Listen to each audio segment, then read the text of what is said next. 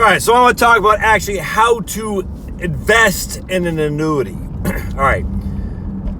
Always, to your best ability, invest in an annuity inside an IRA. Oh my goodness, Josh, how dare you? Don't you know there's not double tax deferral?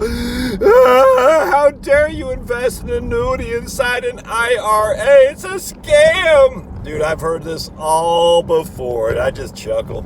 All right, so this lady I was working with on a Saturday, nice lady. She has $300,000. She's sick of the market. She goes, I just can't take it anymore. I don't even care what the market does. Should I invest in an annuity? I said, look, I can't tell you what to do, but if you're getting 5% guaranteed for 5 years, that seems pretty attractive to me.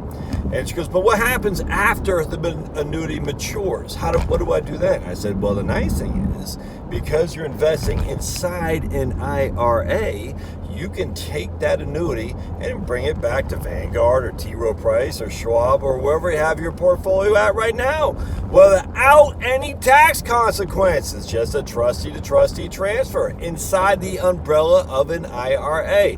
If you have an annuity that's outside of an IRA, let's say you have $100,000 sitting in your cash account at the bank or at a brokerage account at Vanguard, you're like, I'm just going to dump that into an annuity. Nothing inherently wrong with that, except for the fact that once that annuity matures, you have to do one of two things. You can 1035 it to another annuity and retain its tax deferral. Or you can cash it out and pay all the taxes in that 1 year.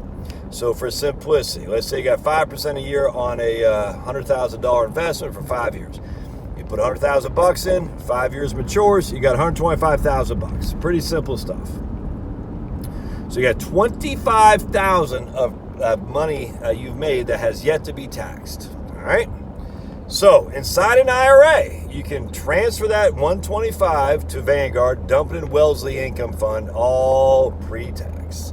$125,000 goes to Vanguard, all goes into Wellesley Fund. You are good to go, no taxes. Now again, you'll have to pay taxes at some point on that deferred income. I get you, but you don't have to pay it now. And you certainly don't have to pay it all in one fell swoop.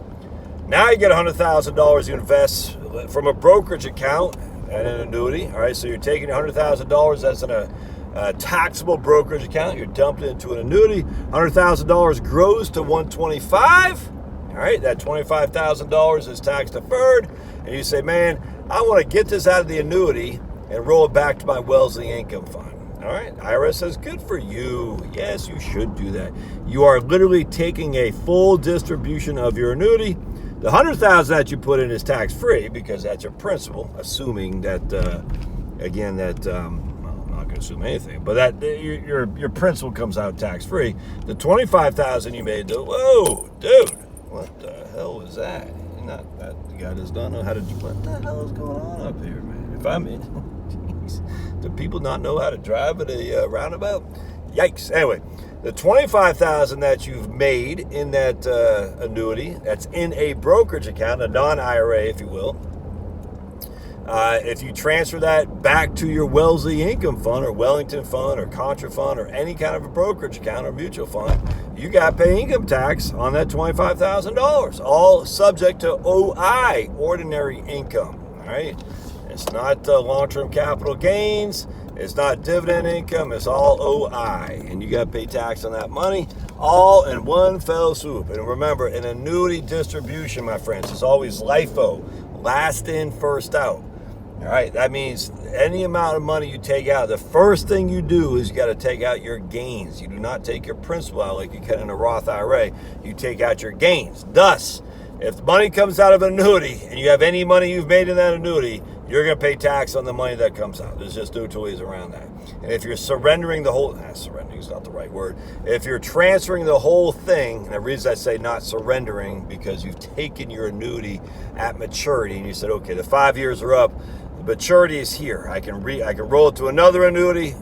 I can 1035 it to another annuity to retain the tax deferral, or I can move it to a brokerage account, a bank account. I can just spend it, whatever.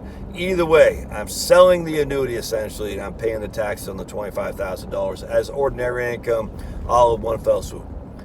An IRA, you don't have to do that. IRA gives you more control. That's why you should always do annuities inside IRAs. I'm telling you, man.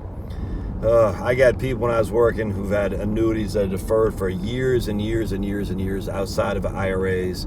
They put $50,000 in, now it's worth $170. So I'm just giving you an example. And now you're sitting there thinking, I got $120,000 of deferred income that I got to pay ordinary income tax on. There's no capital gains in annuities, no qualified dividends in annuity. It's no step up in basis in the annuity. Thus, all that amount of money that they've deferred is going to be taxable in one fell swoop if they basically surrender the whole contract and put it to someplace else. Don't do that to yourself. Always do an annuity inside an IRA if you can. All right, love your thoughts. See ya.